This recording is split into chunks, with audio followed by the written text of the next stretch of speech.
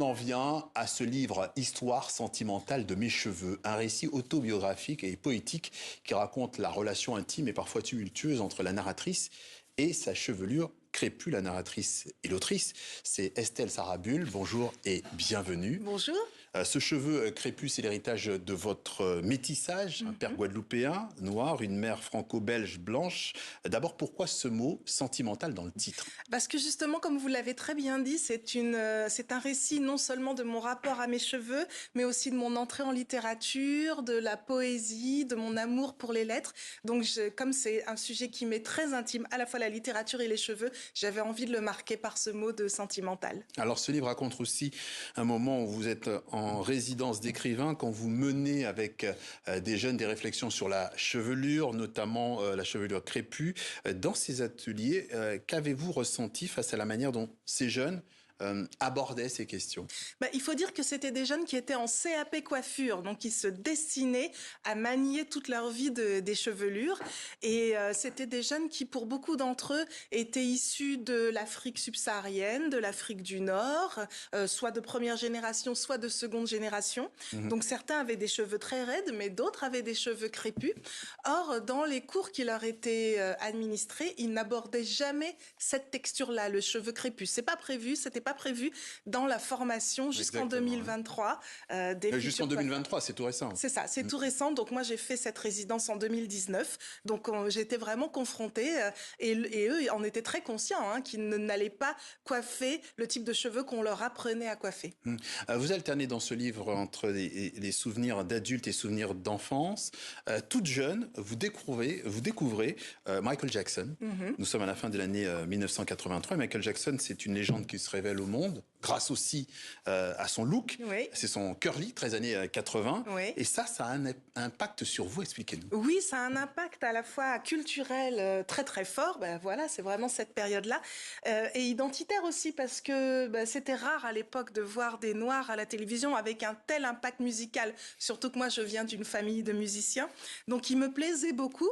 Et en même temps, il y avait une idée d'identification possible qui passait par les cheveux. Or, jusque-là, les chanteurs, il y avait eu une période, lui-même avait fait partie d'une période afro quand il était petit, mais ensuite, c'était plutôt des cheveux qui avaient été très raidis, ou dans les années 60, les James Brown avaient les cheveux très raides, et tout d'un coup, lui, il revenait avec une coiffure qui semblait plus naturelle. En fait, elle ne l'était pas du tout, voilà. Mais ça nous faisait plaisir de lui ressembler, et c'est un problème, parce que c'est quand même une chevelure qu'on obtient avec des produits chimiques. Avec des produits chimiques. Alors, revenons à vous. Pendant longtemps, votre démarche consistait à vous attacher les cheveux.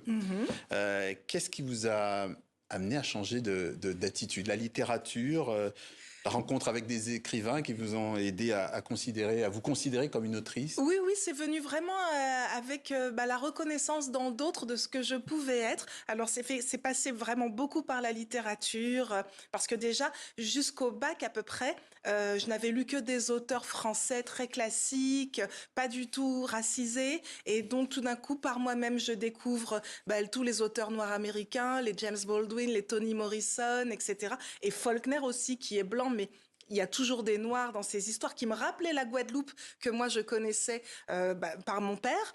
Et justement, par ce biais, je suis arrivée aussi aux auteurs de la créolité, les auteurs caribéens, les Maryse Condé, les Simone Schwarzbach. Et en même temps que je reconnaissais là l'endroit où je voulais être, la littérature, je me disais qu'il fallait que j'accepte aussi ce que j'étais, et ça passait par ma chevelure. Il y a aussi ce révélateur, les cheveux lâchés. Alors, dans la salle de bain, face à un tiers, on ne va pas aller plus loin, mais l'acceptation de soi, est-ce qu'elle passe aussi par le regard de l'autre, ou est-ce qu'elle peut s'en affranchir? Non, ça passe par le regard de l'autre, forcément, parce que depuis toute petite, à l'école, les réflexions, surtout quand on est une fille, c'est peut-être encore plus probant quand on est une fille, et que les autres enfants, moi je suis née en banlieue parisienne, donc j'avais pas la chevelure la plus communément répandue, donc il y a des réflexions plus ou moins sympathiques quand on est enfant, qui nous font intégrer une sorte de honte, et puis ensuite, selon la façon dont on va être vu, ça va changer. Alors quand j'avais un petit ami blanc mais très respectueux, très positif, ça me permettait de surmonter ces difficultés. Mais quand j'étais confrontée dans mes études ou dans la vie professionnelle à des remarques plus négatives, ça faisait ressurgir le fait que j'avais intégré un complexe qui vient de loin. Vous écrivez que se faire coiffer est une autre façon de communiquer, d'échanger avec quelqu'un, même silencieusement. Alors, vous faites référence à Catherine qui vous coiffait en Guadeloupe. Au-delà de l'aspect sentimental, le cheveu crépus, c'est politique. Ça rappelle quoi? Ça rappelle l'esclavage? Ça rappelle un certain nombre de Alors, choses? dans la stigmatisation, ça rappelle l'esclavage. Je rappelle que tout au long de l'esclavage, les femmes n'avaient pas le droit de montrer leurs cheveux. Les femmes noires devaient avoir un foulard, ce qu'on retrouve beaucoup encore dans la culture caribéenne. Et en même temps, c'est une culture, la façon de se coiffer. Et quand j'allais en Guadeloupe, justement, j'étais confrontée à des femmes et même des hommes qui savaient coiffer, qui savaient s'occuper de leurs cheveux, des cheveux de leurs enfants. Et je reconnaissais là un moment d'intimité, un moment de transmission aussi, qui était très précieux et dont j'étais coupée dans la France hexagonale.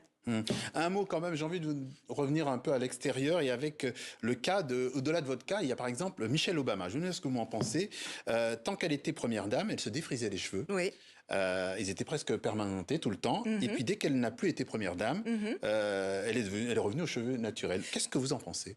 Effectivement, c'est très significatif puisque ça montre que quand on atteint un certain niveau professionnel, quelles que soient ses compétences et son intelligence et son talent par ailleurs, il y a encore des choses qui apparemment ne sont pas montrables. Et pour qu'elle soit crédible et que son mari, par ricochet, soit crédible en tant que président, il fallait malheureusement dans la société américaine qu'elle ait les cheveux lisses. Ce dont elle était tout à fait consciente, puisqu'elle-même, elle dit tant que la loi Obamacare n'était pas passée, il fallait que je raidisse mes cheveux. Mais c'était lié à quelque chose de politique. C'est politique, voilà. C'est pour faire accepter des choses qui, normalement, devraient être acceptées sans qu'on parle de la chevelure de la première dame, mais on est dans une société qui fait ça. Et c'est seulement quand elle n'a plus été première dame qu'elle a là, depuis quelques années, je remarque, revendiqué même la nature de ses cheveux est revenue à quelque chose de plus naturel. Là, il y a beaucoup de clés à découvrir dans ce livre, Histoire sentimentale de mes cheveux. Donc pour aller plus loin et pour comprendre ces problématiques, bien, on vous invite à lire ce livre paru en France aux éditions Bayard. Merci Estelle Sarabut. Merci à vous. D'être passée par le journal de TV5 Monde. Merci.